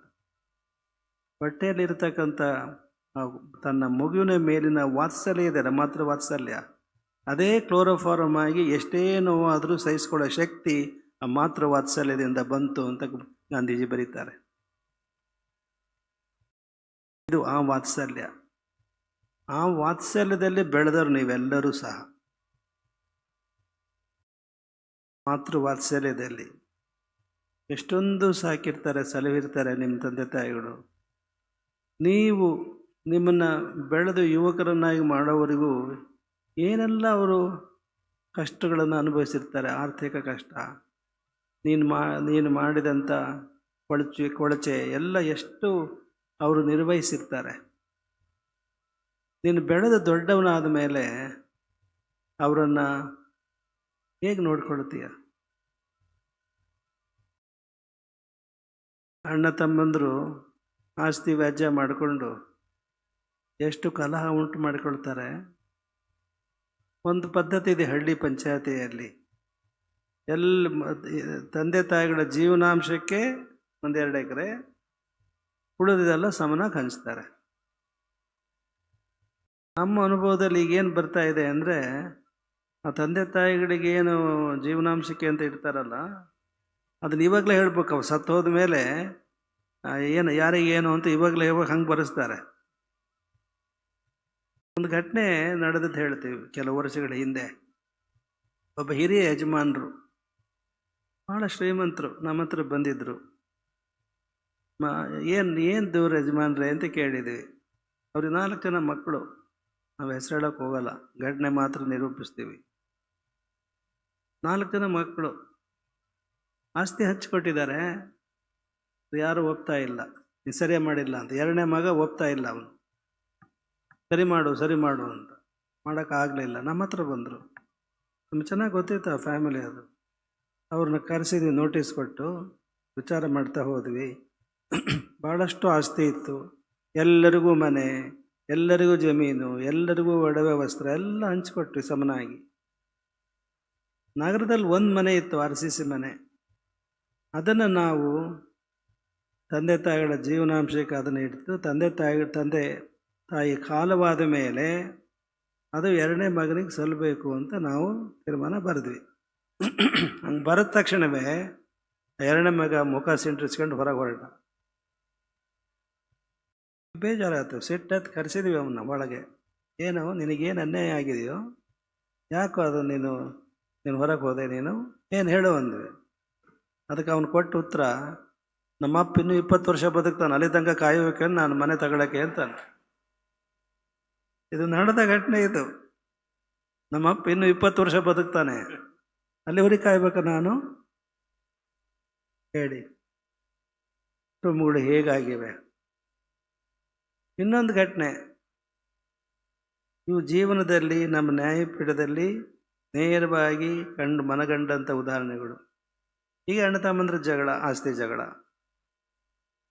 ಎಲ್ಲ ಹಿಸ್ಸೆ ಮಾಡಿಕೊಟ್ವಿ, ಎಲ್ಲ ನೋಡಿ ಎಲ್ಲ ಒಂದು ಹೊಂದ್ಕೊಂಡ್ರು, ರುಜು ಹಾಕಿದರು, ಏನು ತಕರಾರು ಮಾಡಲಿಲ್ಲ, ಎಲ್ಲರಿಗೂ ಸಮನಾಗಿ ಮಾಡಿಕೊಟ್ವಿ. ಅವ್ರ ಅಜ್ಜಿ ಇತ್ತು, ಅಜ್ಜಿ ವಿಟ್ನೆಸ್ ಬಾಕ್ಸ್ನಾಗಿತ್ತು, ಅಜ್ಜಿ ವಯಸ್ಸಾಗಿತ್ತು. ಎಲ್ಲ ಸರಿಯಪ್ಪ ನೀನು ಮಾಡಿದ್ದು, ನನ್ನ ಕೊರಳಗೆ ಒಂದು ಬಂಗಾರ ಸರ ಇಲ್ದಂಗೆ ಮಾಡಿಬಿಟ್ಟಲ್ಲ ಅಂತ ಅಜ್ಜಿ. ನಿಮ್ಮಂಗೆ ನಕ್ಕರು ಅಲ್ಲಿರೋರು ನ್ಯಾಯಪೀಠದ ಮುಂದೆ. ನಾವು ಅಜ್ಜಿಗೆ ಹೇಳಿದೆ, ಅಲ್ಲ ಅಜ್ಜಿ ಇಷ್ಟು ವಯಸ್ಸಾಗಿದೆ ನಿನಗೆ, ಯಾಕೆ ನಿನಗೆ ಬಂಗಾರದ ಮೇಲೆ ಹುಚ್ಚು ಅಂತ ಕೇಳಿದ್ವಿ. ಅಜ್ಜಿ ಕೊಟ್ಟು ಉತ್ತರ ಗೊತ್ತೇನು? ನನಗೆ ಬಂಗಾರದ ಮೇಲೆ ಏನು ಹುಚ್ಚಿಲ್ಲಪ್ಪ, ನನ್ನ ಕೊರಳಾಗ ಬಂಗಾರ ಸರ ಇದ್ದರೆ ನನ್ನ ಸೊಸೆ ನನಗೆ ಚೆನ್ನಾಗಿ ಉಣಕ್ಕೆ ಹಾಕ್ತಾಳೆ, ಅದಕ್ಕೆ ಅಂತ ಹೇಳ್ತಾರೆ. ನಾವು PhD ಮಾಡಿದ್ದು ಎಲ್ಲ PhD ಅಜ್ಜಿ ಜೀವನ ಅನುಭವದ ಮುಂದೆ ಅದೇನು ಅರ್ಥ ಅಲ್ಲ ಅಂತ ಅನಿಸ್ಬಿಡ್ತು ನಮಗೆ. ಎಲ್ಲ ಸಾಂಸಾರಿಕ ಜೀವನದಲ್ಲಿ ಹೀಗಾದ್ರೆ ಹೇಗೆ? ಇನ್ನೊಂದು ರೋಚಕವಾದಂಥ ಒಂದು ಕಥಾನಕ ಇದೆ. ಒಬ್ಬ ಒಳ್ಳೆ ವ್ಯಕ್ತಿ ಇದ್ದ, ದುಡಿಮೆ ಚೆನ್ನಾಗಿ, ಒಬ್ಬ ಸರ್ಕಾರಿ ನೌಕರ, ನಿವೃತ್ತರಾಗಿದ್ದರು. ಯಾರಾದ್ರೂ ಸಹಾಯ ಮಾಡ್ತಾಯಿದ್ರು, ದುಡ್ಡು ಕೊಡ್ತಾಯಿದ್ರು, ಬಡ್ಡಿ ಲೇವಾದೇವಿ ಮಾಡ್ತಾಯಿದ್ರು. ಪಾಪ ವಯಸ್ಸಾಯ್ತು, ಏನೋ ಕಾರಣಕ್ಕಾಗಿ ಅವರು ಅನಾರೋಗ್ಯಕ್ಕೆ ಒಳಗಾಗಿ ಸತ್ತು ಹೋಗ್ಬಿಟ್ರು. ಅವರನ್ನು ಸ್ಮಶಾನ ಕರ್ಕೊಂಡು ಹೋಗ್ಬೇಕಲ್ಲ, ಎಲ್ಲ ವಿಧಿವಿಧಾನ ಅಂತ್ಯ ಸಂಸ್ಕಾರ ಮಾಡಬೇಕಲ್ಲ. ಮನೆಯಲ್ಲಿ ಇಟ್ಕೊಂಡಿದ್ರು. ಇನ್ನೇನು ಶರೀರ ಎತ್ತಬೇಕು ಶವನ, ಒಬ್ಬ ಓಡಾಡು ಬಂದ, ಏಯ್ ನಿಲ್ಲಿಸ್ರಿ ಅಂತ. ದುಃಖಕರ ಪ್ರಸಂಗ. ಒಬ್ಬ ಕೂಕೆ ಅಂತ ಬರ್ತಾನೆ, ನಿಲ್ಲಿಸ್ರಿ ಅಂತ. ಏನಪ್ಪ, ಯಾರು, ಏನು ಅಂತಂದರೆ, ಈ ಮನುಷ್ಯ ನನ್ನ ಹತ್ರ 15 ಲಕ್ಷ ರೂಪಾಯಿ ಸಾಲ ತಗೊಂಡು ಒಂದು ಬಡ್ಡಿ ಕೊಟ್ಟಿಲ್ಲ, ಇವತ್ತು ಕೊಡ್ತೀನಿ ನಾಳೆ ಕೊಡ್ತೀನಿ ಅಂತ ಹಿಂಗೆ ಹೇಳ್ತಾ ಬಂದಿದ್ದಾನೆ. ನನಗೆ ದುಡ್ಡು ಬೇಕು, 15 ಲಕ್ಷ ಕೊಡಬೇಕು, ಅದ್ರ ಮೇಲೆ ಬಡ್ಡಿ ಕೊಡಬೇಕು 2%. ಹಂಗಿದ್ರೆ ನಾನು ಹೆಣ ಎತ್ತಾಗಿ ಬಿಡೋದೇನು ಇಟ್ಬಿಡಲ್ಲ ಅಂತ. ಅಲ್ಲಿದ್ದ ಹಿರಿಯರು, ಏನಪ್ಪ ಇಂಥ ದುಃಖಕರ ಪ್ರಸಂಗದಲ್ಲಿ ಈಗ ಮಾತಾಡ್ಬೋದ ನೀನು, ಸ್ವಲ್ಪ ಸುಧಾರಿಸ್ಕೋ, ಎಲ್ಲ ವಿಧಿ ಕ್ರಿಯೆ ಇವೆಲ್ಲ ಮುಗಿದ ಮೇಲೆ ನೋಡೋಣ ಅಂದ್ರೆ ಕೇಳಲಿಲ್ಲ ಅವನು. ನಂದ್ರಿ ದುಡ್ಡು ಕೊಡಿಸ್ರಿ ಅಂತಾರೆ. ಅವಾಗಲ್ಲಿ ಯಾರೋ ಇದು ಹಿರಿಯರು ಮಕ್ಕಳ ಹತ್ರ ಹೋಗಿ, ನೋಡಪ್ಪ ಏನೋ ಅಲ್ಪ ಸ್ವಲ್ಪ ಕೊಟ್ಟು ಅವ್ನು ಬಾಯಿ ಮುಚ್ಚಿಸು ಅಂತಂದರೆ 4 ಜನ ಮಕ್ಕಳು ತಯಾರಾಗಲಿಲ್ಲ, ಯಾರೂ ತಯಾರಾಗಲಿಲ್ಲ. ಅವನಿಗೆ ದುಡ್ಡು ಕೊಡೋದಲ್ಲ, ನಾನು ಎತ್ತಕ್ಕೆ ಬಿಡಲ್ಲ ಅಂತಂದ. ಜೋರ ಗಲಾಟೆ ಆಗ್ತಾಯಿತ್ತು. ಆ ಗಲಾಟೆ ಸಂದರ್ಭದಲ್ಲಿ ಆ ಗಲಾಟೆ ಕೇಳಿಸ್ತು. ಏನಪ್ಪ ಶಬ್ದ? ಗಲಾಟೆ ಕೇಳಿಸ್ತು. ಜನರೇಟ್ರ್ ದೇವ್ರಿಗೆ ಮೌನವಾಗಿತ್ತದು. ಗಲಾಟೆ ಕೇಳಿಸ್ಕೊಂಡಂಥ ಮಗಳು ತಾಯಿ ಹತ್ರ ಇದ್ದವಳು ಆಕೆ ಹೊರಗೆ ಬಂತು. ಒಳಗೆ ಹೋಗಿ ಒಂದು ಗಂಟು ತಗೊಂಡು ಬಂದು ಆ ಯಜಮಾನ್ರಿಗೆ ಸಾಲ ಕೊಟ್ಟರಿದ್ರಲ್ಲ ಅವರಿಗೆ, ನೋಡಿ ನಮ್ಮ ತಂದೆ ನನಗೆ ಕೊಡಬೇಕು ಅಂತ ಈ ಬಂಗಾರದ ಈ ಒಂದು ಗಂಟನ್ನು ಇಟ್ಟಿದ್ರಂತೆ. ನಮ್ಮ ತಾಯಿ ಹೇಳಿದ್ಲು, ನನಗಾಗಿ ಕೊಡಬೇಕು ಅಂತ ನನ್ನ ತಂದೆ ಇಟ್ಟಿದ್ದು, ಇದು ಎಷ್ಟಾಗುತ್ತೋ ಏನೋ, ದಯಮಾಡಿ ಇದನ್ನು ತಗೊಂಡು ನಮ್ಮ ತಂದೆ ಸಂಸ್ಕಾರಕ್ಕೆ ಅವಕಾಶ ಮಾಡಿಕೊಡಿ, ನೀವು ಖಂಡಿತ ನಮ್ಮ ತಂದೆಗೆ ಅಗೌರವ ತರಬೇಡಿ ಅಂತ ಹೇಳಿ ಬೇಡಿಕೊಂಡು ಆಕೆ ಕೊಡ್ತಾಳೆ ಆ ಬಂಗಾರದ ಗಂಟನ್ನು, ತನಗೆ ಮಾಡಿದಂಥ ಬಂಗಾರದ ಒಡವೆಗಳನ್ನು. ಅದಕ್ಕೆ ಸುಮ್ಮನೆ ಆಗ್ತಾನೆ. ಆಮೇಲೆ ಅಂತ್ಯ ಸಂಸ್ಕಾರ ಆದಮೇಲೆ ಮತ್ತೆ ಸಾಯಂಕಾಲ ಬರ್ತಾನೆ ಅವನು. ಮತ್ತೇನು ವಕ್ರಿಸ್ತೆ ಅಂತ ಗಂಡು ಮಕ್ಕಳು ಆಕ್ಷೇಪ ಮಾಡ್ತಿರ್ತಾರೆ. ಆವಾಗ ಆ ಮಗಳನ್ನು ಕೂರಿಸ್ಕೊಂಡು ಅವ್ರು ಹೇಳ್ತಾರೆ, ನೋಡಮ್ಮ, ನೋಡು, ನಿಮ್ಮಪ್ಪ ನನ್ನಿಂದ ಸಾಲ ಮಾಡಿದ್ದಿಲ್ಲ, ನಾನೇ ನಿಮ್ಮ ಅಪ್ಪನಿಂದ 15 ಲಕ್ಷ ಸಾಲ ತಗೊಂಡಿದ್ದು. ಈಗ ಅವರು ಹಾರ್ಟ್ ಅಟ್ಯಾಕ್ ಆಗಿದೆ ಅಂತ ಗೊತ್ತಾದ ತಕ್ಷಣವೇ ಎಲ್ಲೆಲ್ಲೋ ಜೋಡಿಸ್ಕೊಂಡು ಅವರು ಬದುಕಿದ್ದಾಗಲೇ ನಾನು ಋಣ ಇರಬೇಕು ಅಂತ ಹೇಳಿ ಬಂದೆ. ಇಲ್ಲಿ ಬಂದಾಗ ಯಾರಿಗೆ ಕೊಡಬೇಕು 15 ಲಕ್ಷ ಮತ್ತು ಬಡ್ಡಿ ಅಂತ ನನಗೆ ಅರ್ಥವಾಗಲಿಲ್ಲ. ಈಗ ಗೊತ್ತಾಯಿತು, ಈ 15 ಲಕ್ಷಕ್ಕೆ ಮಗಳಾದಂಥ ನೀನೇ ಹಕ್ಕುದಾರಳು, ತಗೊಳಮ್ಮ ಅಂತ ವಾಪಸ್ ಕೊಡ್ತಾರೆ. ತಂದೆಯ ಗೌರವಕ್ಕಾಗಿ ನಿನ್ನ ಒಡವೆಯನ್ನು ನೀನು ಕೊಟ್ಟೆ ಅಲ್ಲ, ನೀನೇ ಇದಕ್ಕೆ ಹಕ್ಕುದಾರಳು, ನಿನ್ನ ಅಣ್ಣ ತಮ್ಮಂದ್ರೆ ಯಾರು ಹಕ್ಕುದಾರಲ್ಲ, ತಗೋಂತ ಕೊಡ್ತಾರೆ. ಇದು ಮಾನವೀಯ ಭಾವನೆ. ಅದು ಯಾಕೆ ನೀವು ಗಂಡು ಸಂತಾನ ಬೇಕು ಅಂತ ನೀವು ಗಂಗಾಳ ಬಿಡಿತಿರೋ ಗೊತ್ತಿಲ್ಲ. ಈಗ ಐತೋ ಇಲ್ಲೋ ಪದ್ಧತಿ ಗೊತ್ತಿಲ್ಲ ಗಂಗಾಳ ಬಿಡಿಯೋದು. ಎಲ್ಲ ಸ್ಟೀಲ್ ತಟ್ಟೆಗಳು ಬಂದಿದ್ದಾವೆ, ಈಗಿದ್ದಂಗೆ ಕಾಣಲ್ಲ. ಮನೆಗೂ ಹುಟ್ಟಲ್ಲ, ಎಲ್ಲ ಆಸ್ಪತ್ರೆಗೆ ಹುಟ್ಟುತ್ತವೆ ಬೇಗ. ಹೀಗಾಗಿ ಅಲ್ಲಿ ಬಿಡಿಯೋಕ್ಕಾಗಲ್ಲ. ಹೀಗಾಗಿಬಿಟ್ಟಿದೆ. ನಾವು ಇನ್ನು ಹೆಚ್ಚು ಮಾತು ಮುಂದುವರಿಸೋದು ಸೂಕ್ತ ಅಲ್ಲ. ಈಗಾಗಲೇ 1:30 ಆಯಿತು, ನಿನ್ನೆ 1 ಗಂಟೆ ಆಯಿತು. ಇಷ್ಟು ಬೃಹತ್ ಪ್ರಮಾಣದ ಮಂಟಪವನ್ನು ಇಲ್ಲಿ ಕಾಣಿಡಂಗಿರಲಿಲ್ಲ. ಇದನ್ನೆಲ್ಲ ಸ್ವಚ್ಛಗೊಳಿಸ ಇದ್ರ ಹಿಂದೆ ಅನೇಕರ ಒಂದು ಇದಿದೆ, ಶ್ರಮ ಇದೆ. ಇಲ್ಲಿ ಒಂದು ರೀತಿ ನಾವೇನು ಹೇಳ್ಬೇಕು, ಜೋಡೆತ್ತಿ ಬಿಡು ಅಂತ ಹೇಳಬೇಕು. ಒಂದು ಕಡೆ ನಮ್ಮ ರೈತ ಸಂಘದ ಅಧ್ಯಕ್ಷರಾದ ಬಸವರಾಜಪ್ಪನವರು, ಒಂದೊಂದು ಕಡೆ ಶಾಸಕರಾದಂಥ PK ಸಂಗಮೇಶ್ರವರು, ಇವರಿಬ್ಬರೂ ಸಹ ಮತ್ತು ಅವರ ಸಹೋದರರು ಮತ್ತು ಅನೇಕ ಕಾರ್ಯಕರ್ತರು, ಎಲ್ಲರ ಹೆಸರನ್ನು ನಾವು ಹೇಳಲಿಕ್ಕಾಗ್ತಾ ಇಲ್ಲ. ಇದರ ಹಿಂದೆ ಎಷ್ಟು ಶ್ರಮ ಇದೆ ಅಂದರೆ, ಏನು ಸ್ವಚ್ಛ ಇಲ್ಲಿ ಇದು ಹೇಗಿತ್ತು ಅನ್ನೋದು ಭದ್ರಾವತಿಗೆ ಗೊತ್ತು. ನೀವು ದಾವಣಗೆರೆ ಹರಿಹರ ಆ ಕಡೆಯಿಂದ ಬಂದರೆ ಗೊತ್ತಿಲ್ಲ. ಎಷ್ಟು ಕೊಳಚೆ ಇತ್ತು, ಇದೆಲ್ಲ ಒಂದು ರೀತಿ ಕಸದ ಗುಂಡಿ ಆಗಿತ್ತು. ಇದನ್ನು ಇಷ್ಟು ಸ್ವಚ್ಛಗೊಳಿಸಿ ಸುಂದರಗೊಳಿಸಿದಾರಲ್ಲ, ಅವರೆಲ್ಲರಿಗೂ ನಾವು ತುಂಬ ಆಭಾರಿಗಳು. ನಾವು ಅವ್ರು ಎಷ್ಟು ಪ್ರಶಂಸೆ ಮಾಡಿದರೂ ಸಾಲದು. ನಮ್ಮ ಬಸವರಾಜಪ್ಪನವರಂತೂ ರೈತ ನಾಯಕರಾಗಿ ಯಾರನ್ನೂ ಕೇಳಿದಾರಲ್ಲ, ಅವರು ಒಂದು ನಯ ಪೈಸೆ ಕೇಳಿದಾರಲ್ಲ. ಅವರು ಕಳೆದ 2-3 ತಿಂಗಳಿಂದ ಪ್ರತಿ ಹಳ್ಳಿಯ ಮನೆಗೆ ಹೋಗಿ ಅವರು PK ಇವರು ಸಂಗಮೇಶ್ ಅವರ ಸಹೋದರರು ಮತ್ತು ಇತರೆ ಎಲ್ಲ ಕಾರ್ಯಕರ್ತರು ಬಹಳ ಜನ ಇದ್ದಾರೆ. ನಮಗೆ ತುಂಬ 100 ಜನ ಇದ್ದಾರೆ. ಎಷ್ಟು ಕಾರ್ಯನಿರ್ವಹಿಸಿದರೆ ಅಂದರೆ ನಾವು ಅದನ್ನು ಶಬ್ದಗಳಲ್ಲಿ ವರ್ಣಿಸ್ಲಿಕ್ಕೆ ಸಾಧ್ಯ ಇಲ್ಲ. 37 ವರ್ಷಗಳ ಹಿಂದೆ ಇಲ್ಲಿ ಭದ್ರಾವತಿ ನಮ್ಮ ಸಮ್ಮುಖದಲ್ಲೇ, ಉಡುಪಲ್ಲಲ್ಲ, ನಮ್ಮ ಸಮ್ಮುಖದಲ್ಲೇ ತರಳಬಾಳು ಹುಣ್ಣಿಮೆ ಆಗಿತ್ತು. ಆಗಿನ ಇನ್ವಿಟೇಷನ್ ಹೀಗಿದೆ ನೋಡಿ. ಇದನ್ನು ಅಚ್ಚುಕಟ್ಟಾಗಿ ನಮ್ಮ ಯಾರು ಕೊಟ್ಟಿದ್ದು, ಸಂಜೀವ್ ಕುಮಾರ್ನ, ಸಂಜೀವ್ರ ತಾಯಿ ಇದನ್ನು ರಕ್ಷಣೆ ಮಾಡಿಟ್ಟಿದ್ದಾಳೆ. ಮಗ ಅದಕ್ಕೆ ಒಳ್ಳೆ ಇದನ್ನು ಏನಂತಾರೆ, ಇದಕ್ಕೆ ಲ್ಯಾಮಿನೇಷನ್ ಮಾಡಿ ತಂದು ಕೊಟ್ಟ. ಇಷ್ಟೇ ನೋಡಿ ಇನ್ವಿಟೇಷನ್. ಇವತ್ತಿನ ಇನ್ವಿಟೇಷನಿಗೂ ಇದಕ್ಕೂ ಎಷ್ಟು ವ್ಯತ್ಯಾಸ ಇದೆ. ಅವತ್ತು ಬಂದಿದ್ದರು ಬಹಳ ಅವತ್ತು ಮಾಡಿದಾರೆ ಯಾರ್ಯಾರು. HS ರುದ್ರಪ್ಪನವರು ಗೌರವಾಧ್ಯಕ್ಷರಾಗಿದ್ದರು. ಅವರು ರೈತ ಸಂಘದ ಸಂಸ್ಥಾಪಕ ಅಧ್ಯಕ್ಷರು HS ರುದ್ರಪ್ಪನವರು. ಅವರ ಸ್ಥಾನದಲ್ಲಿರ್ತಕ್ಕಂಥ ಬಸವರಾಜಪ್ಪನವರು ಒಂದು ರೀತಿ ಯೋಗ ಅಂತ ಕಾಣ್ತಾ ಇದೆ. ಯೋಗ ಅಂತ ಕಾಣಿಸುತ್ತೆ. ಯಾಕೆಂದರೆ ಅವರು ಸಂಸ್ಥಾಪಕರು, ನಂತರ ಬಂದಿರತಕ್ಕಂಥ ಅವರಲ್ಲಿ ಗರಡಿಯಲ್ಲಿ ಪಳಗಿದಂಥವರು ಬಸವರಾಜಪ್ಪನವರು. ಕಾರ್ಯದರ್ಶಿಯಾಗಿದ್ದವರು AP ಬಸಪ್ಪನವರು. ಇವತ್ತೇನು ನಮ್ಮ ಇದು ನಡೀತಾರೆ, ಪ್ರಾರಂಭ ಆತಲ್ಲ ಮೆರವಣಿಗೆ, AP ಬಸಪ್ಪನವರು. ಇನ್ನು ಕೋಶಾಧ್ಯಕ್ಷರಾಗಿದ್ದವರು HP ಶಿವರುದ್ರಪ್ಪನವರು, ಹೆಬ್ಬಂಡಿ ಶಿವರುದ್ರಪ್ಪನವರು ಹೀಗಿದ್ದಾರೆ. ಇವರು 3 ಜನರು. ಇನ್ನು ಉಳಿದ ಮುಖಂಡರುಗಳು ಅಂದರೆ TV ಚಂದ್ರಶೇಖರಪ್ಪ, ಸಾಲೇರ್ S ಸಿದ್ದಪ್ಪ. ನಾವು ಯಾರು ಮನೆಯಲ್ಲಿ ನಾವು ಉಳ್ಕೊಂಡಿದ್ದೀವೋ, ಈಗ ಅವ್ರ ತಂದೆ ಸಾಲೇರು ಸಿದ್ದಪ್ಪ ಶಾಸಕರಾಗಿದ್ದವರು. ಡಿ ಜಿ ಶಿವಣ್ಣಗೌಡರು, ನಿಮಗೆ ಗೊತ್ತಿರ್ಬೋದು, ಈ ಕಾರ್ಖಾನೆಯ ದೊಡ್ಡ VSL ನೇತಾರರಾಗಿದ್ದಾರೆ. ಅವರು ಒಂದು ಮಾತು ಹೇಳಿದ್ರೆ ಸಾಕು,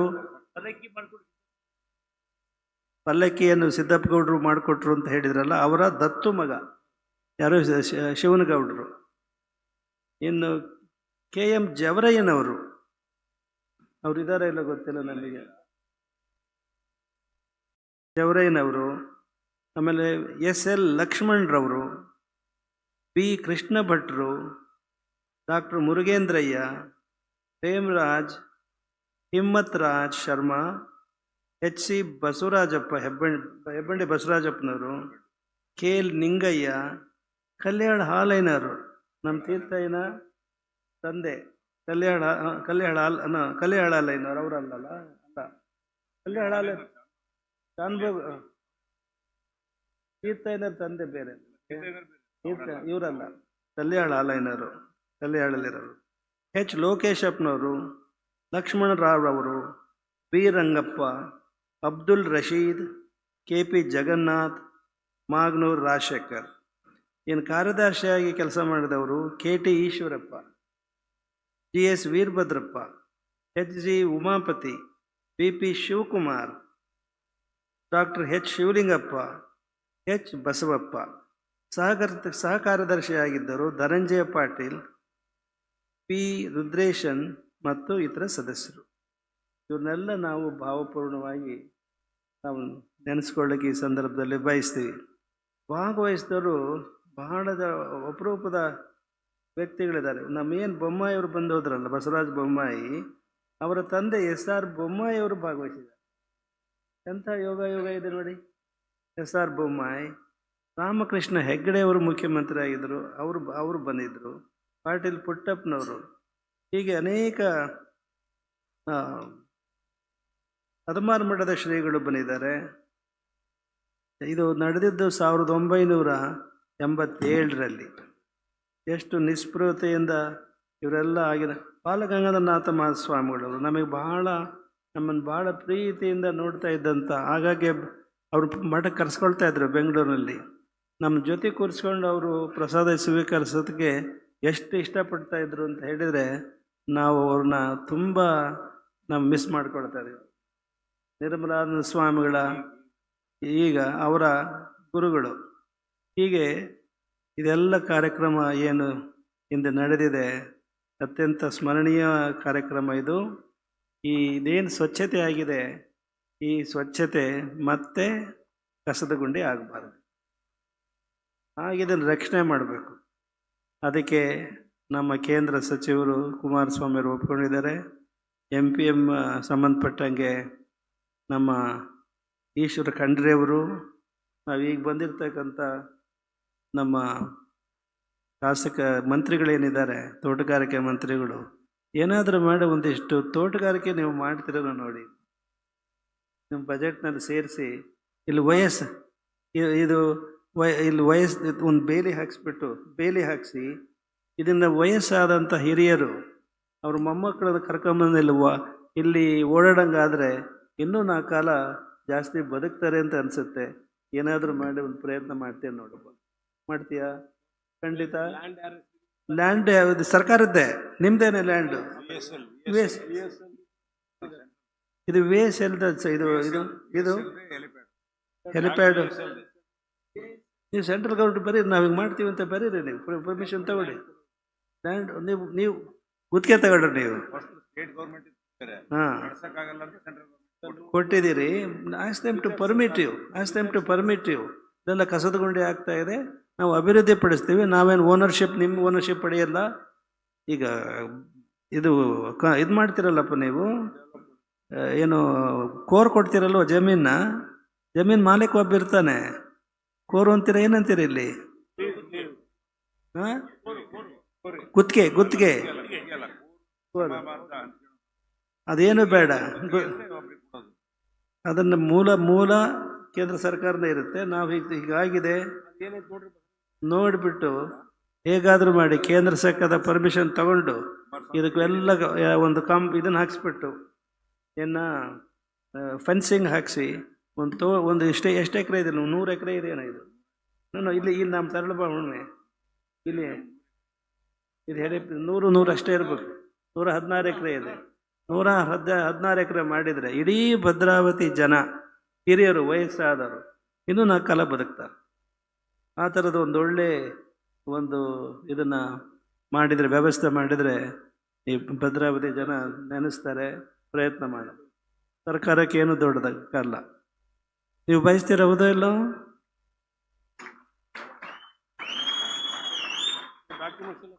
ಡಾಕ್ಯುಮೆಂಟ್ಸ್ ನೋಡಿ ವಿಶೇಷ ಪರ್ಮಿಷನ್ ತಗೊಂಡು ಕೇಂದ್ರ ಸರ್ಕಾರದಿಂದ ಅದನ್ನು ಮಾಡಿದರೆ ಒಂದು ಒಳ್ಳೆ ಜನರಿಗೆ ಅನುಕೂಲ ಆಗುತ್ತೆ, ಖುಷಿ ಆಗುತ್ತೆ. ಮೊಮ್ಮಕ್ಕಳನ್ನ ಆಡಿಸ್ತಾರೆ. ಇಲ್ಲಿ ಒಂದು ಉದ್ಯಾನವನವನ್ನಾಗಿ ಮಾಡಿದರೆ ಈಗೇನು ಹೆಲಿಪ್ಯಾಡ್ ಅವಶ್ಯಕತೆ ಇಲ್ಲ. ಹೆಲಿಪ್ಯಾಡ್ ಹುಣ್ಣಿಮೆ ನಮ್ಮ ಸಮ್ಮುಖದಲ್ಲೇ ನಡೆದದ್ದು, ಅದನ್ನು ಮರ್ತೀವಿ. ಅದನ್ನು ಈಗ ಹೆಲಿಪ್ಯಾಡ್ ಅವಶ್ಯಕತೆ ಇಲ್ಲ. ಯಾಕೆಂದರೆ ಶಿವಮೊಗ್ಗದಲ್ಲಿ ಏರ್ಪೋರ್ಟ್ ಆಗಿರೋದ್ರಿಂದ ಇಲ್ಲಿ ಹೆಲಿಪ್ಯಾಡ್ ಅವಶ್ಯಕತೆ ಇಲ್ಲ. ಅದೊಂದು ಒಳ್ಳೆ ಗಾರ್ಡನ್ ಮಾಡಿದರೆ ಇಲ್ಲಿಯ ನಾಗರಿಕರಿಗೆ ತುಂಬ ನೆರವಾಗುತ್ತೆ ಅಂತ ಈಗ ಹೇಳ್ತಾ, ಇನ್ನು ಮುಂದಿನ ತೀರ್ಮಾನ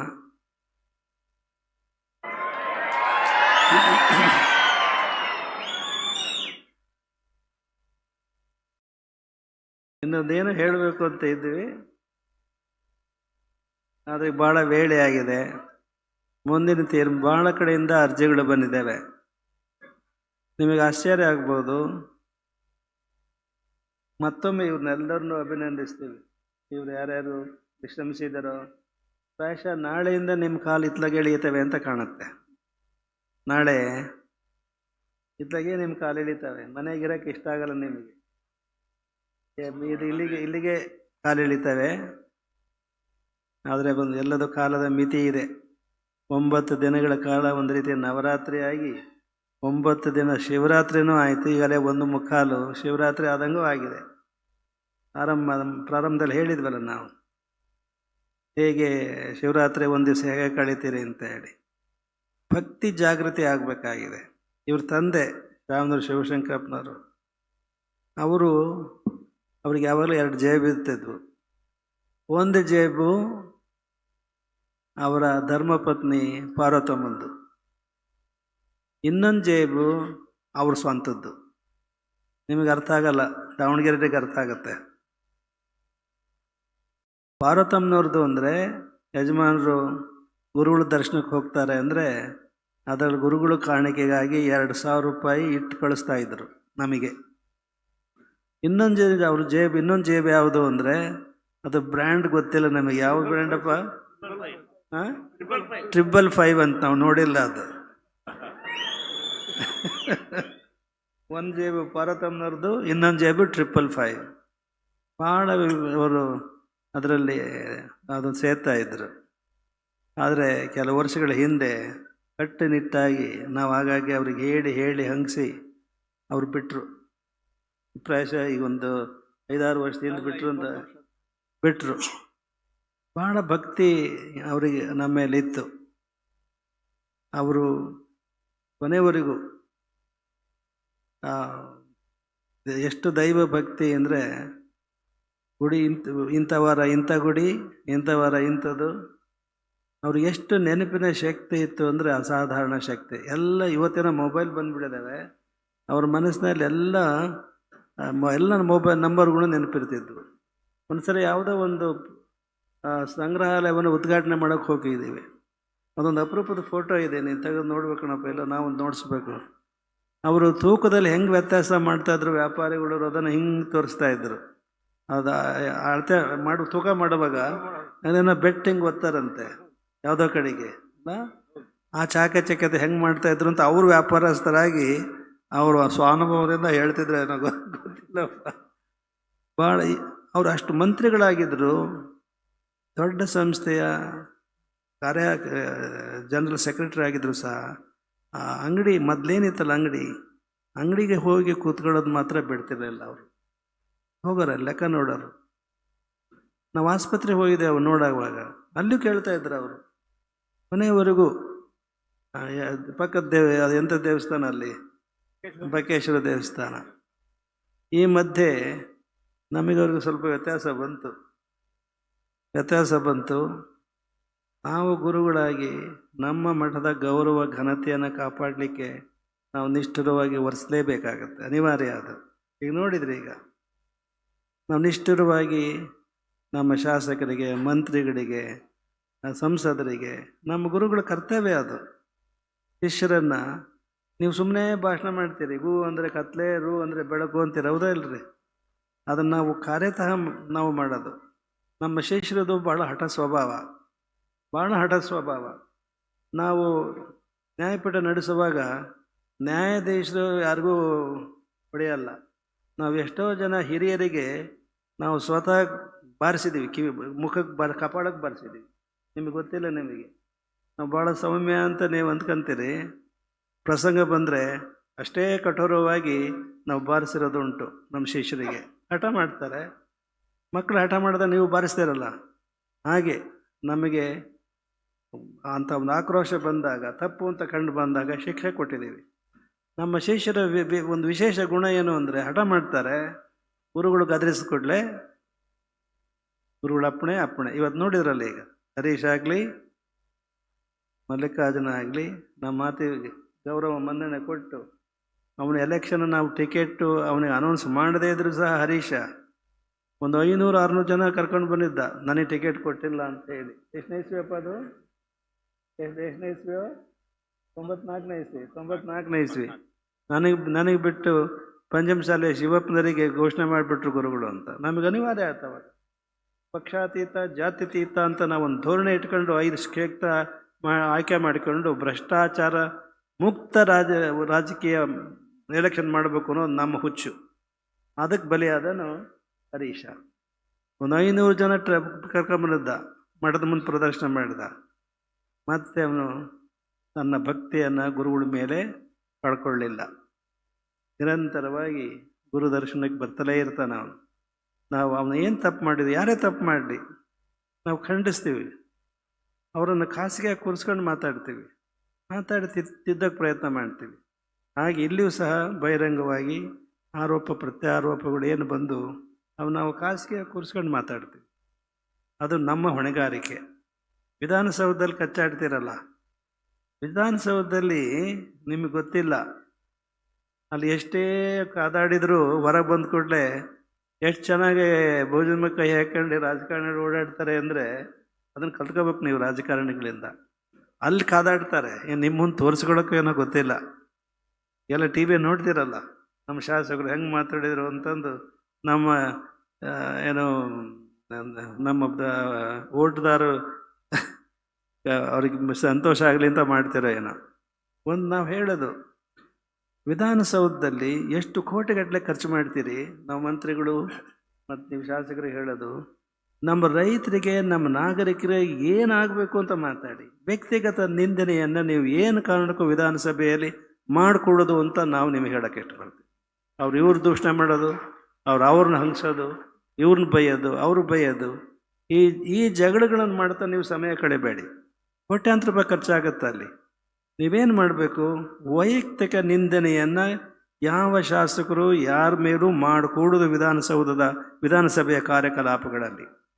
ಜನರಿಗೆ ಏನಾಗಬೇಕು, ಜನರ ಕಷ್ಟ ಏನು, ಅಂಥ ಇಶ್ಯೂಸ್ ತಗೊಂಡು ತೀರ್ಮಾನ ಮಾಡಿ. ಆಗ ಜನತೆ ಅವರ ಕಷ್ಟ ನಿವಾರಣೆ ಆಗುತ್ತೆ. ಇಷ್ಟು ಒಂದು ಕಿವಿ ಮಾತನ್ನು ಇನ್ನು ಮುಂದೆ ನಾವು ಭಾಳ ಸರಿ ಹೇಳಿದ್ದೀವಿ, ಆದರೂ ಆಗ್ತಲ್ಲ. ಎಷ್ಟು ಸುಮ್ಮನೆ ಕೀಟ್ಲೆ ಮಾಡೋದು, ಜಗಳ ಮಾಡೋದು, ಅವ್ರನ್ನ ಬೈಯೋದು, ಇವ್ರು ಬೈಯೋದು, ಇದಾಗಬಾರ್ದು. ಅಂಥದ್ದೊಂದು ಶಾಸನನೇ ಮಾಡಬೇಕು ಅಂತ ಅನ್ಸುತ್ತೆ ನೋಡಪ್ಪ. ನಿಮ್ಮ ಇದೆ ಇದ್ರೂ ಕೂಡ ವೈಯಕ್ತಿಕ ತೆಗೆಸ್ತಾರೆ. ಏನು ಪ್ರಯೋಜನ? ಅದು ಪ್ರಯೋಜನ ಇಲ್ಲ. ಅದು ಮಾತಾಡಕೂಡದು, ಅಂಥದಕ್ಕೆ ಅವಕಾಶ ಕೊಡಬಾರ್ದು. ಏನು ಕಾರಣಕ್ಕೂ ನಿಂದನೆ ಮಾಡಬಾರ್ದು, ಚಾರಿತ್ರ್ಯ ವಧೆ ಮಾಡಬಾರ್ದು. ಏನೇ ಇದ್ದರೂ ಕೂಡ ಏನು ತಪ್ಪಾಗಿದೆ ಅದನ್ನು ಸ್ಫುಟವಾಗಿ ಹೇಳಿ, ನೇರ ಹೇಳಿ, ಆರೋಪ ಮಾಡೋಕ್ಕೆ ಹೋಗಬೇಡಿ. ಇಷ್ಟು ಕಿವಿ ಮಾತನ್ನು ಹೇಳಿ ಇನ್ನು ಕೊನೆಯ ನಿರ್ಧಾರಕ್ಕೆ ನೀವೆಲ್ಲ ತುದಿಗಾದ ಮೇಲೆ ನಿಂತಿದ್ದೀರಿ. ಮತ್ತೆ ನಾವು ನಿಮ್ಮಿಂದ ಪ್ರಮಾಣ ವಚನ ಈಗ ಬೋಧಿಸೋದು. ಏನು ಕಾರಣಕ್ಕೂ ಅವಸರ ಮಾಡಿಕೊಂಡು ಒಬ್ಬರು ಮೋಟ್ರ್ ಬೈಕ್ ಇನ್ನೊಬ್ಬರು ಮೋಟ್ರ್ ಬೈಕಿಗೆ ಡಿಕ್ಕಿ ಹೊಡೆದು ಏನೇನೋ ಅನಾಹುತಗಳಾಗಿ ನಾಳೆ ಬೆಳಿಗ್ಗೆವರೆಗೂ ನಮಗೆ ನಿದ್ದೆ ಬರಲ್ಲ. ಹೇಳೋದು ಕೇಳಿ, ನಾಳೆ ಬೆಳಿಗ್ಗೆವರೆಗೂ ನಿದ್ರೆ ಬರಲ್ಲ. ಏನಾದರೂ ಅನಾಹುತ ಆಯಿತು ಅಂದರೆ ನಮಗೆ ಭಾಳ ನೋವಾಗುತ್ತೆ. ಏನಪ್ಪ ಇಷ್ಟೆಲ್ಲ ಭಕ್ತಿ ಇಟ್ಕೊಂಡು ಬಂದಿದ್ದಾರೆ, ಈಗ ಆಯ್ತಲ್ಲ ಅಂತ ಹೇಳಿ ನಮಗೆ ಭಾಳ ದುಃಖಕ್ಕೊಳಗಾಗ್ತೇವೆ. ನೀವು ಮಾತು ಕೊಡ್ತೀರಾ?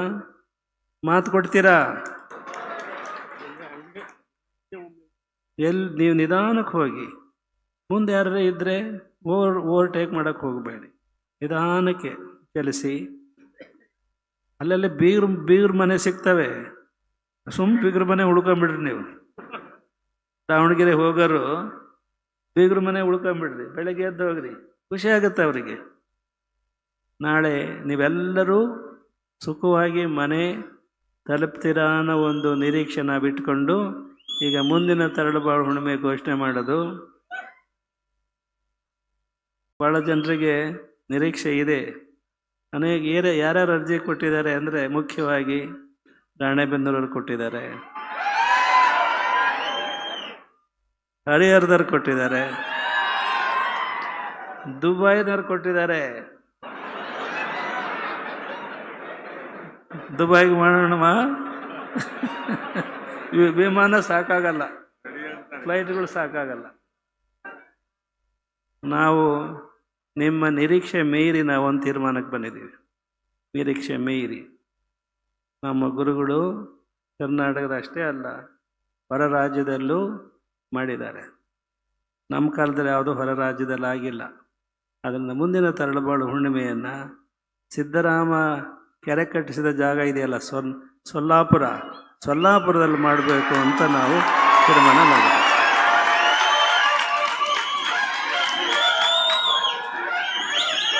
ನೀವೆಲ್ಲರೂ ಯಾತ್ರೆ ಮಾಡಬಹುದು.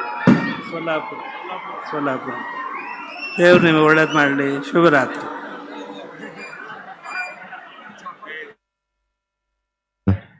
ಆಶೀರ್ವಚನವನ್ನು ಕರುಣಿಸಿದ ಪರಮ ಪೂಜ್ಯ ಜಗದ್ಗುರುವವರಿಗೆ ಭಕ್ತಿಪೂರ್ವಕ ಪ್ರಣಾಮಗಳು. ಈಗ ಶರಣ ಸಮರ್ಪಣೆ. ಶರಣ ಶಂಕರಮೂರ್ತಿ ಡಿ ಕಾಗೆ ಕೋಡಿಮಗ್ಗಿ ಇವರು ಶರಣ ಸಮರ್ಪಣೆಯನ್ನು ಮಾಡಬೇಕಾಗಿ ವಿನಂತಿ.